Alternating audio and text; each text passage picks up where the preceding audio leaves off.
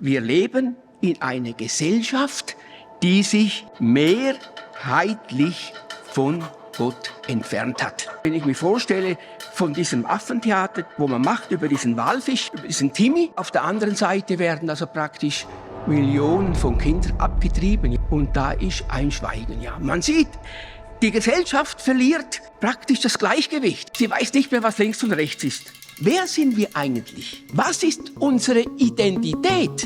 Und welche Auswirkungen hat sie auf unser Leben? Gut, also das Thema heißt ja, als Christen unterwegs, ja, Identität, Integrität und Auftrag. Und da kommen wir einmal zum ersten Punkt. Also wenn das funktioniert, ja. Doch, es funktioniert wenigstens da oben, ja. Gehen wir nochmals zurück. Gut. Eine Welt ohne Orientierung. Das ist praktisch die Einleitung. Ich meine, den meisten von uns wird es ja so gehen, dass vieles von dem, was wir sehen und hören, uns mit Sorge erfüllt. Ja. Denken wir nur an die schwelenden Konflikte weltweit, etwa zwischen China und den USA,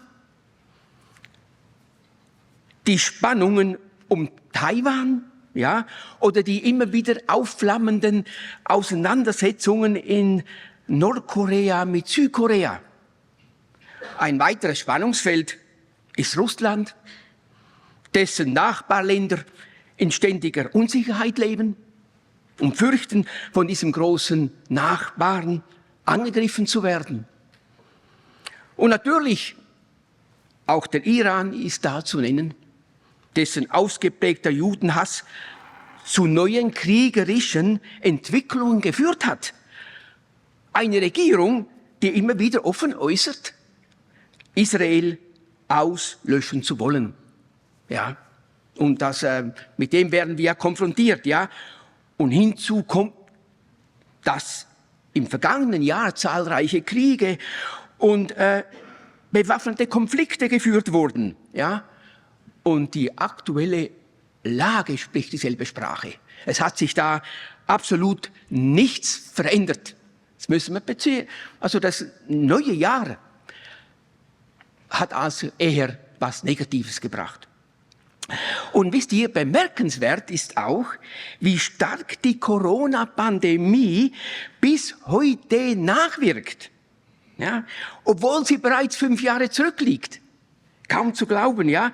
Aber immer wieder wird sie in den Medien thematisiert. Es kommt immer wieder hoch, ja.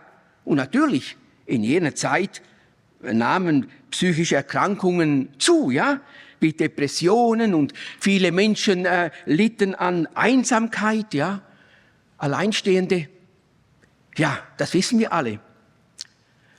Und das so erschreckende Thema aber, mit dem wir immer mehr konfrontiert werden, ist der Druck auf uns Christen, auch hier im Westen, mit der antigöttlichen Moral, ja, wo alles Widergöttliche zur Normalität erhoben wird, ja.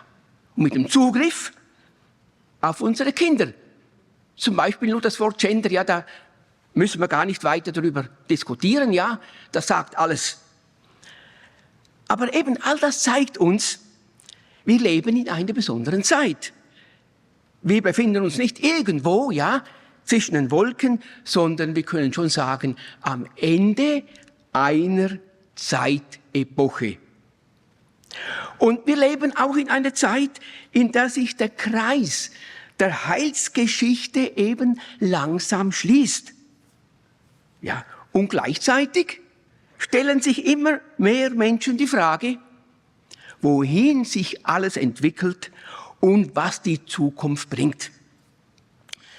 Und viele, das wissen wir, sind verunsichert, haben Angst und sehen keinen klaren Sinn mehr in ihrem Leben. Eines wird dabei deutlich, ja, wir leben in einer Gesellschaft, die sich mehrheitlich von Gott entfernt hat. Ja. Und demzufolge haben wir Konsequenzen. Wir sprechen davon einer tiefgreifenden Veränderung, ja, eine Entwicklung in der biblischen Werte und Maßstäbe immer weniger eine Bedeutung haben oder eine bedeutende Rolle spielen, ja. Und wisst ihr, besorgniserregend ist auch, dass dieser Prozess auch an christlichen Gemeinden eben nicht spurlos vorbeigeht. Das ist eben nicht so, ja. Er wirkt wie ein Sog, der zunehmend auch Christen erfasst. Und der Wertverfall in unserer Gesellschaft breitet sich weiter aus und macht eben leider auch vor manchen Kirchen oder Freikirchen nicht Halt. Ja. Leider ist das so, ja. Und dass diese Entwicklung in unsere Gemeinden Einzug hält, liegt unter anderem daran, dass das Wort Gottes immer seltener als verbindliche Grundlage und Maßstab für das Leben dient, ja. Und das ist einfach enorm, ja, schon in der Gesellschaft, wenn ich mir vorstelle, von diesem Affentheater, wo man macht über diesen Walfisch, ja, über diesen Timmy, ja, und auf der anderen Seite werden also praktisch Millionen von Kindern abgetrieben, ja, und da ist ein Schweigen, ja. Man sieht, die Gesellschaft verliert praktisch das Gleichgewicht, ja. Sie weiß nicht mehr, was links und rechts ist. Ja. Aber eben, manche Christen oder Gemeinden verlieren auch den Maßstab, was das Wort Gottes anbetrifft. Und stattdessen orientiert man sich häufig an dem Motto, gut ist eben, was mir gefällt. Und die Folge davon ist, dass sich viele ihr eigenes Evangelium nach ihrem Geschmack zusammenstellen. Ja. Und manche passen sich modernen Trends an, ohne zu prüfen, was die Bibel dazu sagt, ja. Und andere wiederum verharren in Traditionen und äußeren Formen, die das eigentliche geistliche Leben ersetzt, ja, was ebenso gefährlich ist. Ja. Und dazu passt eigentlich eine Bibelstelle, ein Zitat aus Jesaja, und da heißt es, dieses Volk naht sich zu mir mit seinem Mund und ehrt mich mit den Lippen, aber ihr Herz ist fern von mir, ja. Also dieser Vers macht einfach die Tragik deutlich. Wenn nach außen Frömmigkeit gezeigt wird, religiöse Rituale eingehalten werden, ohne dass ein echtes geistliches Leben dahinter steht. Und da entsteht eben eine gefährliche Lehre. Also die Gefahr ist, man kann wirklich entweder links oder rechts vom Pferd fallen. Das ist immer falsch, ja? Versteht ihr? Ja, nun, gehen wir hingegen unreflektiert mit modernen Strömungen mit, ohne uns an der Bibel zu orientieren, öffnen wir Tür und Tor für Denkweisen und Werte, die aus einer Welt stammen, die sich von Gott eben verabschiedet hat. Und das ist eben eine Gefahr. Und wisst ihr, darum geht es heute Morgen. Schlicht und einfach um eine ehrliche Standortbestimmung. Und auch die Frage, ja, wo stehe ich persönlich in meinem geistlichen Leben? Und ich möchte hier 2 Beispiele einfügen, um Ihnen zu verstehen geben, was ich darunter meine. Es sind Beispiele, die sind vor vielen Jahren geschehen, ja, aber sie sprechen für sich. Viele Menschen investierten ihr Geld bei dem US-amerikanischen Börsenmakler Bernhard Madoff und verloren alles. Es handelte sich um einen Betrug in Höhe von etwa 65 Milliarden $. Die Anleger hatten ihr Vertrauen in einen Mann gesetzt, der später eingestand, dass alles auf einer großen Lüge beruhte. Ja. Gut, ein anderes Beispiel, das zweite Beispiel stammt aus dem Sport. Bei den Olympischen Spielen 2000 in Sydney gewann eine Frauenstaffel über 400 Meter die Goldmedaille. Wunderbar, ja. Doch diese wurde ihnen aberkannt, weil ein Teammitglied, ja, Marion Jones, gedoppt war. Ihr Fehlverhalten hatte Konsequenzen für das gesamte Team. Ja. Doch es geht nicht nur um Sport, ja, oder Finanzen. Auch in der Politik zeigt sich ein ähnliches Bild. Versteht ihr? Denn wer glaubt heute noch, ja, unter uns können wir das sagen, den Versprechen von Politikern, ja, also ich denke kaum jemand, oder er ist ein besonderer Anhänger einer Persönlichkeit, ja, aber letztlich, man glaubt heute kaum mehr jemandem, ja. Und das ist natürlich tragisch. Und warum ist das so? Weil Werte wie Treue, Aufrichtigkeit und Ehrlichkeit zunehmend an Bedeutung verlieren oder sie sind verloren gegangen. Sie existieren nicht mehr. Und dieses Problem begegnet uns täglich. Versteht ihr? In etwa mehr als einem Jahrhundert hat die westliche Welt weitgehend aufgehört, Ehrlichkeit als grundlegende Tugend zu betrachten. Und dabei wissen wir, und ich denke, das kann jeder oder die meisten von Ihnen bezeugen, Vertrauen ist zerbrechlich.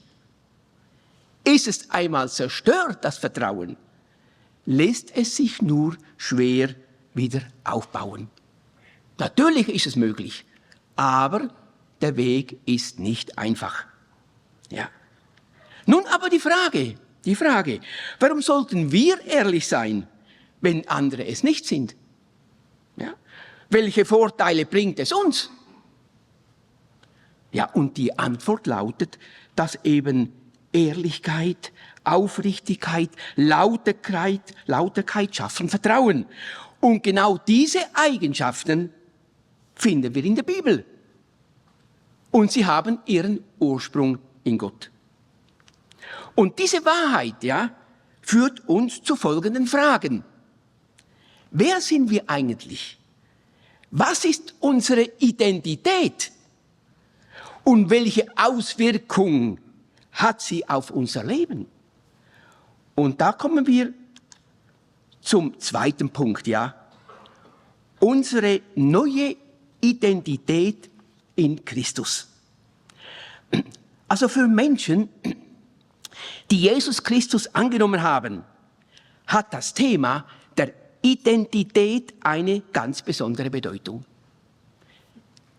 Wir sind eine neue Schöpfung in Christus. Ja. Und da haben wir wunderbare Bibelstellen, ja. 2. Korinther 5,17, ja. Darum ist jemand in Christus, so ist er eine neue Schöpfung. Das Alte ist vergangen, ja. Wunderbar. Siehe, ist alles neu geworden. Oder Epheser 4,24. Zieht das neue Leben an, wie ihr neue Kleider anzieht.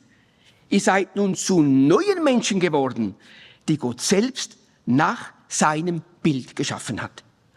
Und jetzt kommt der Punkt, ja, jeder soll erkennen, dass ihr jetzt zu Gott gehört und so lebt, wie es ihm gefällt. Da kommen wir noch drauf zu sprechen, ja.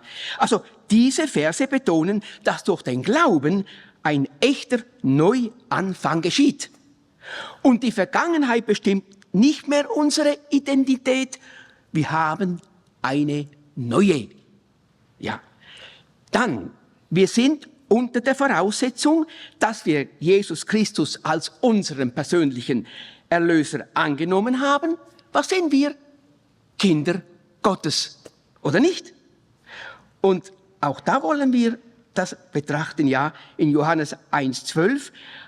Allen aber, die ihn aufnahmen, denen gab er das Anrecht, Kinder Gottes zu werden, denen, die an seinen Namen glauben. Und Römer 8,16, Der Geist selbst gibt Zeugnis zusammen mit unserem Geist, dass wir Gottes Kinder sind. Also diese Zusage gehört zu den zentralsten Aussagen der Bibel. Sie zeigt uns die persönliche Beziehung, die Gott zu uns haben will. Das ist ein Teil unserer Identität. Dann etwas ganz Wichtiges. Du bist wertvoll und gewollt. Ja, das lesen wir im Psalm 139, 13. Denn du hast meine Nieren gebildet, du hast mich gewoben im Schoß meiner Mutter. Und dann 139, 14. Ich danke dir dafür, dass ich erstaunlich und wunderbar gemacht bin. Ist das nicht ermutigend, ja? Also hier wird deutlich, liebe Geschwister, wie Gott uns sieht. Es geht um unsere Einzigartigkeit, wunderbar erschaffen von Gott. Und diese Wahrheit prägt unsere Identität. Und dann unsere Stellung vor Gott, ja, auch sie gehört untrennbar zu unserer Identität, ja. Und das sind ja ganz wunderbare Verse, ja. Philipper 3,20. Unser Bürgerrecht aber ist im Himmel, ja. Von woher wir auch den Herrn Jesus Christus erwarten, als den Retter. Und dann 1. Petrus 2,9. Ihr aber seid ein auserwähltes Geschlecht, ein königliches Priestertum, ein heiliges Volk. Das sind wir. Und dann Kolosser 1,14, indem wir die Erlösung haben durch sein Blut, die Vergebung der Sünden. Also diese Aussagen zeigen einen weiteren Aspekt unserer Identität in Christus. Sie ist nichts, was wir uns erarbeiten können, sie ist ein Geschenk Gottes. Und zusammenfassend, was biblische Identität ist, Folgendes. Wir sind von Gott geschaffen. Wir sind von Gott geliebt. In seinen Augen haben wir einen unverlierbaren Wert. Unser Leben ist nicht zufällig, ja? Es hat eine Bestimmung. Und mehr, wir dürfen in einer lebendigen Beziehung zu Gott stehen. Und wisst ihr, was das bedeutet, ja? Und das ist sehr wichtig, ja? Das bedeutet, dass wir uns selbst nicht definieren müssen und auch nicht durch andere definiert werden. Unsere wahre Identität gründet sich allein auf das, was Gott über uns sagt. Versteht ihr das? Das ist wichtig, ja? Weil dadurch bekommt man auch einen gesunden Selbstwert, ja? Weil wir wissen, wir sind geliebt von Gott und wir werden nicht definiert durch andere, sondern er ist der Herr, der uns die Identität gegeben hat. Wir haben nun betrachtet, ja, wer wir sind, und das ist äußerst ermutigend, doch das ist nur eine Seite unseres Lebens. Es gibt eben noch eine andere Seite. Unsere Identität in Christus soll sich auch in unserer Integrität widerspiegeln. Und das ist was anderes. Also in der Art und Weise, wie wir leben. Und damit kommen wir zum dritten Punkt. Also der zweite Punkt war unsere neue Identität in Christus. Jetzt ein Leben in Integrität. Mit anderen Worten, die Integrität eines Menschen zeigt sich eben darin, dass seine Werte und Maßstäbe in seinem konkreten Verhalten sichtbar werden. Ja, das ist eigentlich so einfach, ja. Und wisst ihr, interessant ist, dass in der spanischen Bibel das Wort Integrität häufig vorkommt. Und zwar immer im Zusammenhang mit unserem Lebenswandel. Wir wollen einmal kurz diese Verse anschauen.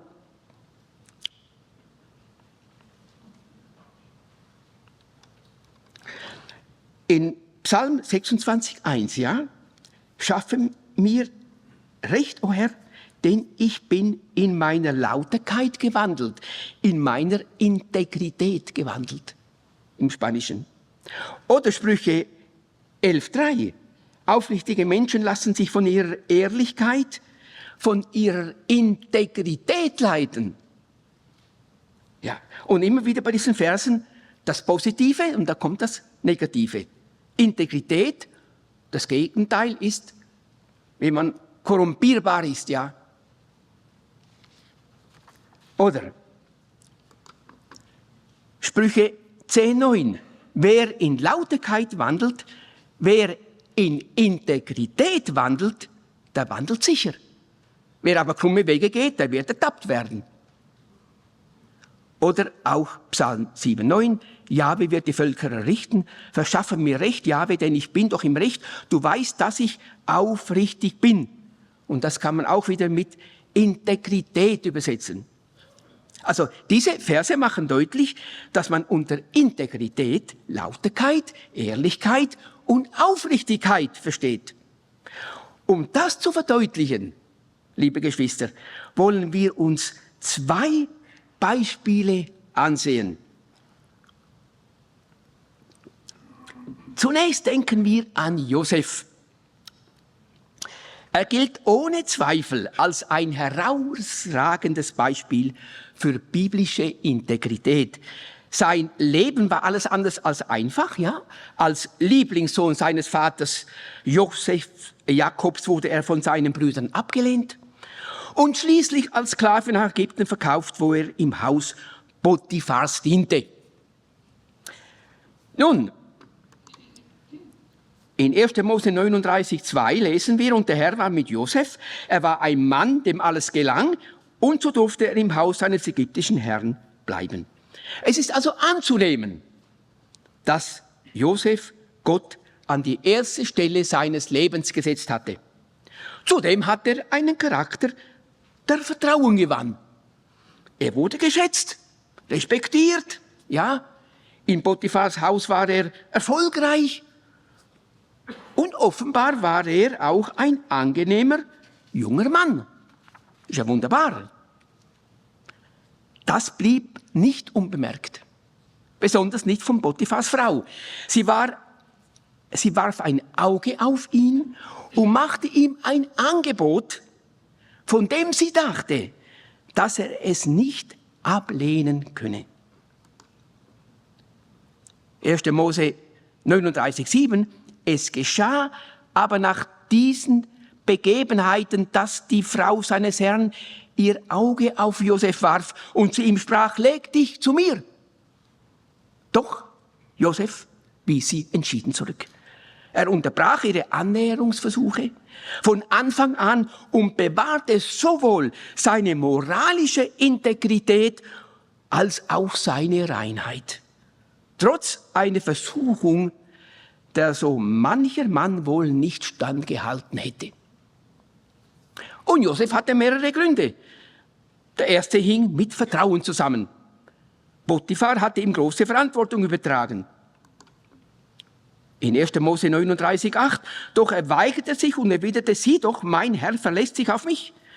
Er kümmert sich um nichts mehr, seit ich in seinem Haus bin und hat mir alles anvertraut, was ihm gehört. Doch das war nicht alles. Es gab nämlich noch einen entscheidenderen Grund, weshalb Josef festgeblieben ist.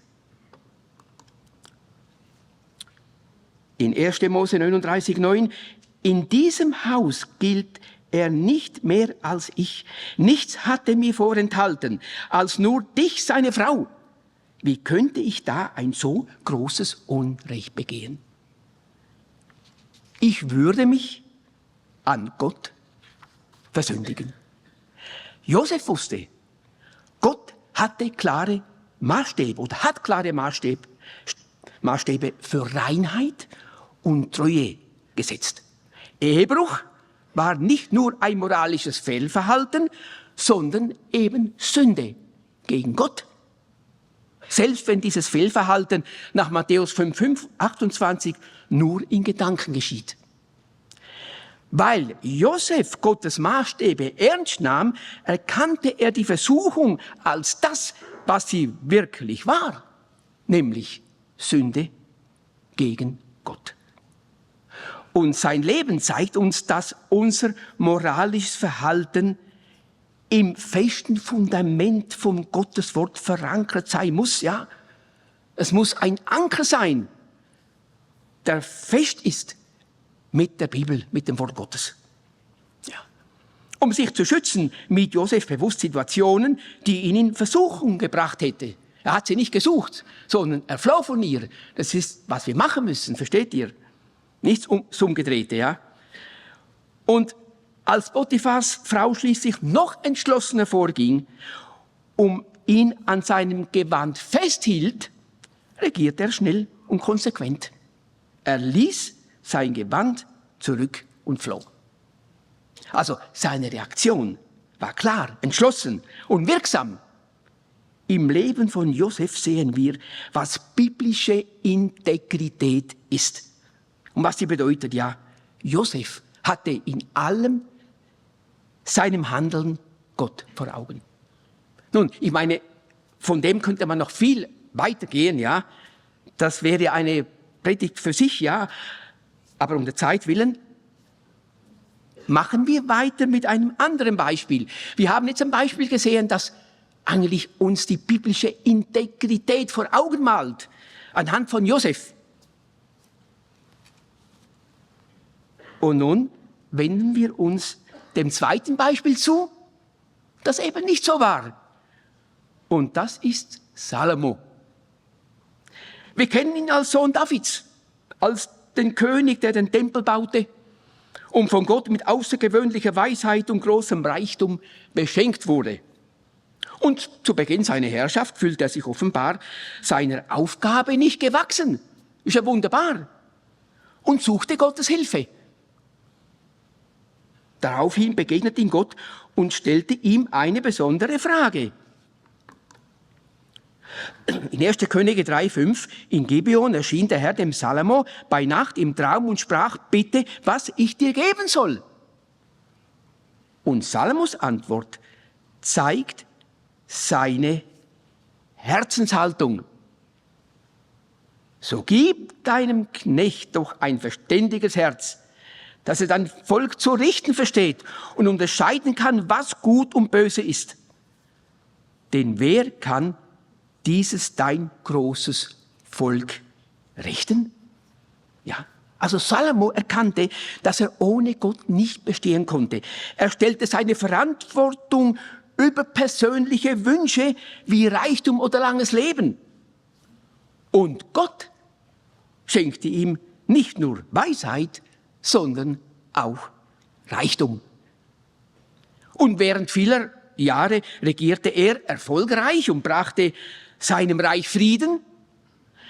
Er war bekannt als ein weiser Herrscher und vergaß in dieser Phase nicht, woher seine Weisheit kam. Doch leider war dies eben nicht der Fall. Wie schön wäre es, wenn man sagen könnte, dass er genauso gut geendet hat, wie er begonnen hat. Aber leider eben nicht. Mit der Zeit entstanden Risse in seinem Leben und Salomo ließ sie zu. Und ein solcher Riss zeigte sich in seinen Beziehungen. Ja. Damals wurden politische Bündnisse oft durch Heirat besiegelt. Ja. Und so nahm Salomo viele ausländische Frauen zur Frau. Doch es blieb nicht nur bei politischen Gründen, sondern auch persönliche Neigungen spielten eben eine Rolle. Und die Bibel spricht da ganz klar. In 1. Könige 11,1, aber der König Salomo liebte viele fremde Frauen, neben der Tochter des Pharaos moabitische, ammonitische, edomitische, zidonische und hethitische. Und die Frauen führten dazu, dass sich sein Herz allmählich von Gott abwandte. Ja, und wir müssen uns vorstellen, es war ja nicht eine Frau, ja, es waren ja viele. Und was mit kleinen Kompromissen begann, endete schließlich im Abfall von Gott, obwohl er zuvor gewarnt worden war. Ja. In 1. Könige 11,2 heißt es, aus den Heidenvölkern, von denen der Herr den Kindern Israel gesagt hatte, geht nicht zu ihnen und lasst sie nicht zu euch kommen, denn sie werden gewiss euer Herz zu ihren Göttern wenden. Und da heißt es am Ende von diesem Vers, an diesen hing Salomo mit Liebe. Was für eine Tragödie. Wie hat dieser Mann angefangen, ja? Und wo hat er geendet? Und dann natürlich dieser Vers 3, was für uns eigentlich verstörend ist, ja? Und er hatte 700 fürstliche Frauen und 300 Nebenfrauen, ja? Schon gewaltig, ja, das kann man sich gar nicht vorstellen. Ehrlich, ja? Und seine Frauen verleiteten sein Herz. Versteht ihr? Und das ist eine tragische Entwicklung. Im Alter erkannte Salomo, dass vieles in seinem Leben letztlich ein Haschen nach Wind gewesen ist. Ja. Und trotz seines Reichtums blieb seine Seele eben dann letztlich unerfüllt. Und ein weiterer besonders gefährlicher Riss bestand darin, dass seine Liebe zu Gott eben langsam erkaltete. Und dieser Prozess geschah nicht von einem Moment auf den anderen, ja, sondern schleichend, kaum bemerkbar, bis es schließlich zu spät war. Und mit der Zeit wurde sein Herz gegenüber Gott eben gleichgültig. Und 1. Könige 11,4 heißt es, und es geschah zu der Zeit, als Salomo alt geworden war, da wendeten seine Frauen sein Herz anderen Göttern zu, so dass sein Herz nicht mehr ungeteilt mit dem Herrn, seinem Gott war, wie das Herz seines Vaters David. So lief Salomo der Astarte nach, der Gottheit der Zidonier, und Milkom, dem Gräuel der Ammoniter. Wir müssen uns das mal vorstellen, ja? Salomo hat ja den Auftrag gehabt, Jerusalem, der Tempel, zum Mittelpunkt der Erde zu machen. Das war ja der Plan Gottes, den er mit ihm hatte. Und wo hat er geendet? Also Salomo ist damit ein Beispiel für jemanden, der gut begonnen, aber schlecht geendet ist. Ist das nicht auch eine Gefahr im Leben von uns Gläubigen? Am Anfang nach der Bekehrung ist die Hingabe groß. Man wächst im Glauben und sucht die Nähe zu Gott. Doch im Laufe der Zeit kann die Liebe erkalten und das geistliche Leben wird oberflächlicher. Und das geschieht nicht von einem Moment auf den anderen, versteht ihr? Sondern manchmal schleichend. Und das ist das Gefährliche. Wir haben also gesehen, dass unsere Identität nicht verborgen bleibt, sondern nach außen tritt und für andere sichtbar wird. Und da reden wir dann von einem Leben der Integrität. Ja. Und anhand verschiedener Beispiele konnten wir erkennen, wie sich dieses sowohl im positiven als auch im negativen Sinn ausdrücken kann. Nun wollen wir aber noch einen Schritt weitergehen und einen Bibelvers lesen, der dieses Thema noch ein wenig vertieft, ja. Und da kommen wir zum 4. Punkt, ja. Wir haben also, der 3. war ein Leben in Integrität. Jetzt der 4. Punkt. Wie leben wir unseren Glauben? Und da haben wir einen Vers, den wir alle sehr kennen, ja. Und zwar 2. Korinther 5,20. So sind wir Botschafter Christi. Und Gott gebraucht uns, um durch uns zu sprechen. Wir bitten inständig, so als würde Christus es persönlich tun. Lasst euch mit Gott versöhnen.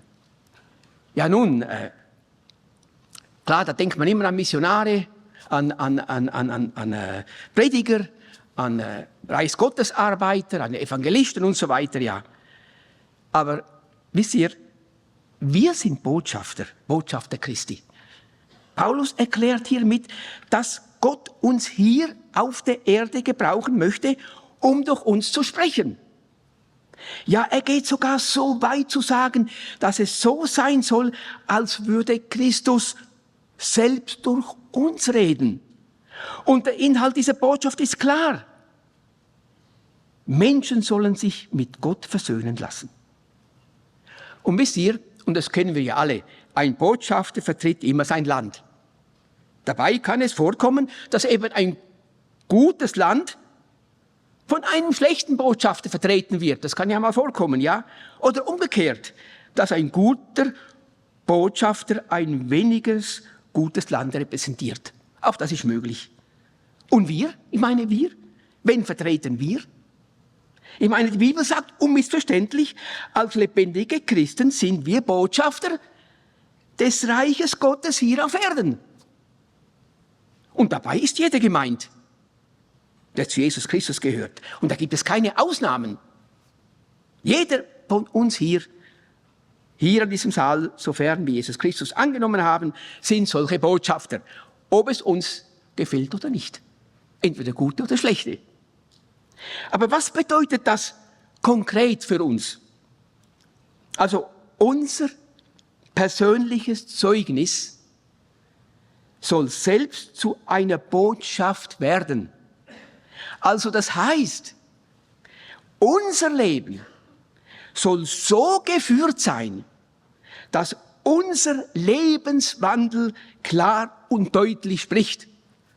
Und da sprechen wir jetzt nicht vom Evangelisieren, was enorm wichtig ist. Wir sprechen von dem, was unser Leben eben ausdrückt. Um das geht es schlussendlich. Ja. Wenn wir als Botschafter des Reiches Gottes sind, dann sollten wir auch würdige Vertreter dieses Reiches sein. Das bedeutet, dass die Werte, die uns die Bibel vermittelt, in unserem Alltag sichtbar wird. Anders gesagt, Integrität zeigt sich darin, dass unsere Überzeugungen und Maßstäbe in unserem Verhalten erkennbar werden. Und das gilt für jeden von uns an dem Platz, an dem wir stehen und in der Aufgabe, die uns anvertraut ist. Ob wir in der Ausbildung stehen, im Studium, am Arbeitsplatz oder Arbeitgeber sind. Es geht um unser ganz persönliches Leben und unsere Nachfolge. Und wisst ihr, hier möchte ich an dieser Stelle doch zwei geistliche Prinzipien hervorheben, die unverkennbar zu unserer biblischen Integrität gehören müssen und denen wir leider viel zu wenig Aufmerksamkeit schenken. Natürlich gibt es noch viel mehr, aber ich möchte einmal zwei herausholen, die mir besonders am Herzen liegen. Wenn wir sie wirklich leben würden, diese zwei Punkte, dann würden sie unser Miteinander, ja, grundlegend verändern. Dafür bräuchten wir dann keine Therapeuten oder Psychologen. Und da wollen wir mal lesen, was diese zwei Punkte anbetrifft, diese zwei geistlichen Prinzipien unserer Integrität, ja. Philipper 2,3. Tut nichts aus Selbstsucht oder nichtigem Ehrgeiz, sondern in Demut achte einer den anderen höher als sich selbst. Philipper 2,4. Jeder schaut nicht auf das Seine, versteht ihr, sondern jeder auf das des anderen. Und dann, Philipper 2,5, da wird der Sack zugebunden, die Grundlage gelegt, dass wir das überhaupt tun können, ja. Philipper 2,5, denn ihr sollt so gesinnt sein, wie es Christus Jesus auch war. Und da geht es um unsere Integrität. Also 2 klare Aussagen. Achte den anderen höher als sich selbst. Suche nicht deinen eigenen Vorteil, sondern habe das Wohl des anderen im Blick. Und ergänzend noch dieser Vers aus 1. Korinther 10, 24. Ihr sollt nicht euren eigenen Vorteil suchen, sondern den des anderen. Und diese Aussagen betreffen uns alle. Sie sollen ein fester Bestandteil unserer gelebten Integrität sein. Und wir sollten sie jeden Tag unterstreichen, dass wir uns das immer wieder vor Augen führen, diese Punkte. Und was bedeutet das im Alltag ganz praktisch? Was bedeutet das? Es bedeutet, dass wir einander nicht als Konkurrenten begegnen. Der Bruder, die Schwester, unser Ehepartner an unserer Seite sind keine Gegner, sondern jemand, dessen Wohl wir bewusst suchen sollen. Es geht nicht darum, was ich bekomme, sondern darum, was dem anderen dient. Wenn beide Seiten so denken, entsteht eine Beziehung, die von gegenseitiger Fürsorge, Wohlwollen und Liebe geprägt ist. Und diese Verse fordern uns natürlich heraus im Alltag, aufeinander zu achten, zuzuhören, statt nur auf unsere Rechte zu bestehen. Bereit sein, Verantwortung zu teilen, Entscheidungen gemeinsam treffen und die Bedürfnisse des anderen ernst zu nehmen. Ja.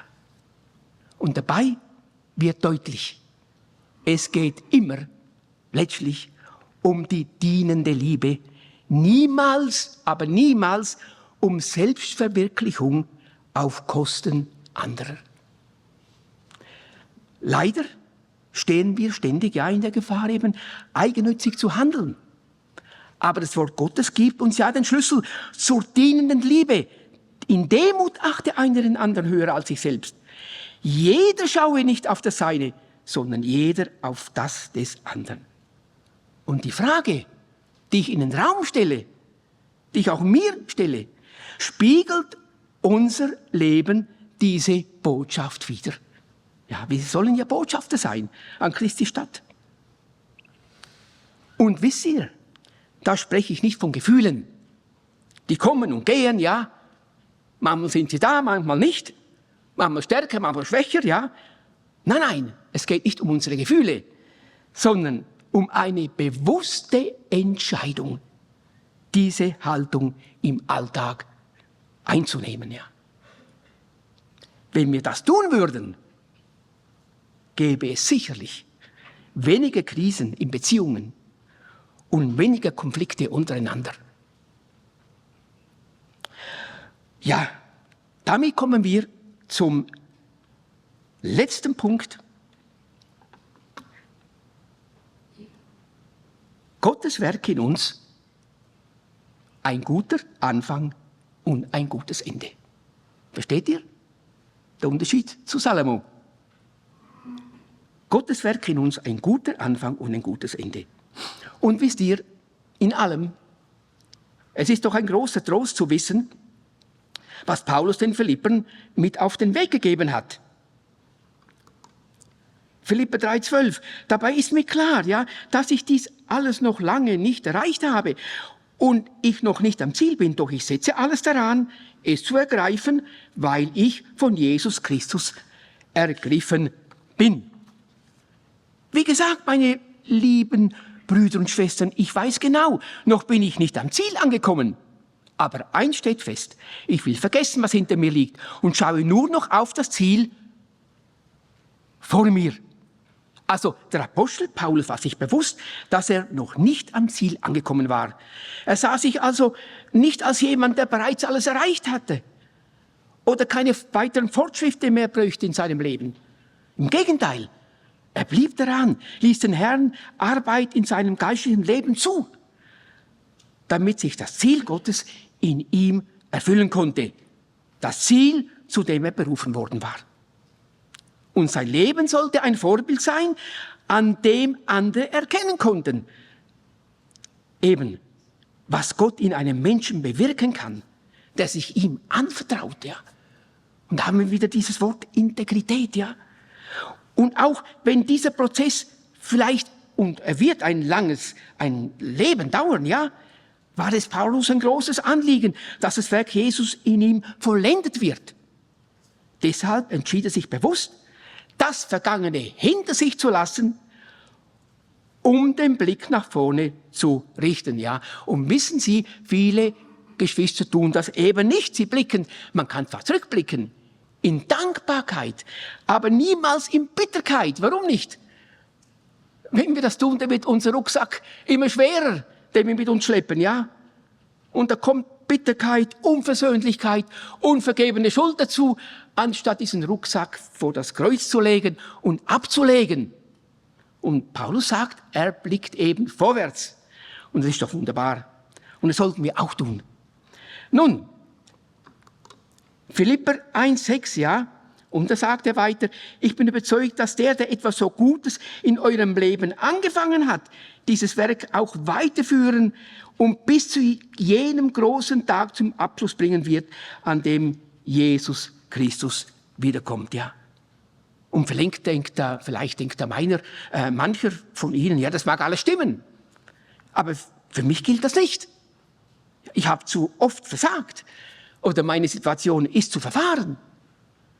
Aber das stimmt nicht, Denn wenn Gott ein gutes Werk im Herzen eines Menschen beginnt, ja, dann lässt er es nicht unvollendet.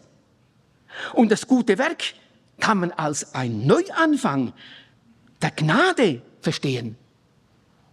Es ist aber auch ein fortlaufender Prozess, in dem ein Mensch innerlich erneuert wird, im Glauben wächst und mehr so lebt, wie es Gott gefällt. Ja, und diese wunderbare Zusage, da liegt auch der Trost, dass wir eben nicht allein gelassen sind mit unseren Schwächen und mit unseren Begrenzungen, sondern Gott ist treu. Ja? Er führt das Werk, das er in uns begonnen hat, zum Ziel hin, bis zur endgültigen Vollendung bei Christus. Ja. Natürlich gibt es Zeiten, in denen wir den Eindruck haben, geistlich nicht voranzukommen. Zeiten, in denen alles vielleicht stille steht. So hat man manchmal den Eindruck, ja, doch auch in solchen Phasen ist Gott am Werk. Dürfen wir nie vergessen, ja. Und oft verstehen wir seine Wege nicht und manchmal gar nicht, ja. Manchmal wünschen wir uns schnelle Veränderungen. Und manchmal geschehen sie. Und manchmal auch nicht. Versteht ihr? Und da müssen wir warten. Und dennoch dürfen wir festhalten an seinem Zeugnis, an seiner Zusage. Gott ist mit uns, im Großen wie im Kleinen. Und selbst in chaotischen Zeiten unseres Lebens, ja, wirkt Gott. Und nichts entgleitet seine Kontrolle. Wenn Gott etwas beginnt, dann wird er es auch zu Ende führen.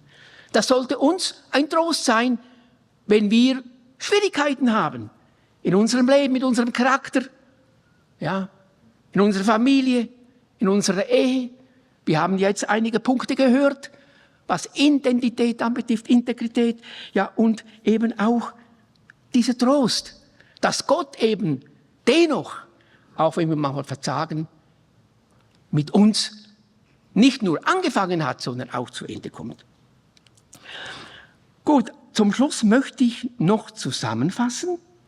Also eine Welt ohne Orientierung. Es ist uns allen bewusst, oder es wird uns mehr und mehr bewusst, dass wir in einer immer orientierungsloseren Welt leben, ja, wo die biblischen Maßstäbe mit Füßen getreten werden. Und Ehrlichkeit, Aufrichtigkeit, Lauterkeit nicht mehr erwünscht sind. Dann, zweitens, unsere neue Identität in Christus. Wir haben gesehen, dass unsere Identität allein in Gott gegründet ist. Wir sind von ihm geschaffen, geliebt und wertvoll und zu einer Bestimmung mit ihm bestimmt. Und diese Identität wird uns nicht von uns selbst gegeben oder von anderen, sondern alleine durch das, was Gott über uns sagt und wie er über uns denkt.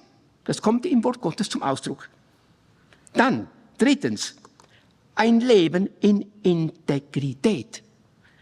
Und diese Identität, die wir jetzt bekommen haben, soll ja nicht verborgen bleiben, sondern nach außen sichtbar werden, indem wir unser Leben in Lauterkeit, Ehrlichkeit und Aufrichtigkeit führen. So wird unser Glauben in unserem Verhalten sichtbar. Und wir sind Botschafter an Jesus Stadt hier auf Erden. Viertens, wie leben wir unseren Glauben? Als Christen sind wir Botschafter Christi, die Gott in dieser Welt vertreten. Unser Leben soll daher selbst eine klare und glaubwürdige Botschaft sein. Ein zentraler Ausdruck dieser Integrität ist ein selbstloser Umgang miteinander. Nicht den eigenen Vorteil zu suchen, sondern den des anderen und einander in Demut begegnen. So entsteht echte Gemeinschaft, geprägt von Liebe und Fürsorge. Und der letzte Punkt, Gottes Werk in uns, ein guter Anfang und ein gutes Ende. Auch wenn wir noch nicht am Ziel sind, Gott selbst ist am Werk in unserem Leben. Er hat das gute Werk begonnen und er wird es auch vollenden. Und deshalb dürfen wir im Vertrauen auf ihn vorangehen, wachsen und unser Leben bewusst an ihm ausrichten. Amen. Ich möchte noch beten. Herr Jesus, wir danken dir von ganzem Herzen, dass wir jetzt diese Punkte vor uns hatten. Und du kennst unser Leben. Du weißt, wie es um uns steht. Du siehst unsere Situation. Aber wir wissen auch, dass du eben in uns bist und dass du eine Kraft bist in unserem Leben. Und dass wir die Identität von dir haben.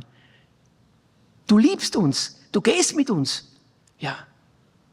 Und du wirst das Werk, das du angefangen hast, mit uns auch zu Ende führen, auch wenn wir vielleicht gerade Probleme haben oder nicht wissen, wie es weitergeht. Du weißt es und wir sind in deiner Hand und wir wollen dich loben und preisen und wollen dir die Ehre geben und wollen doch auch mit diesen Gedanken in den Alltag, in die neue Woche hinausgehen. Nicht vergessen, dass du mit uns bist. Jeden Tag, jede Stunde, jeden Schritt und Tritt. Wir wollen dir alleine die Ehre geben. Amen.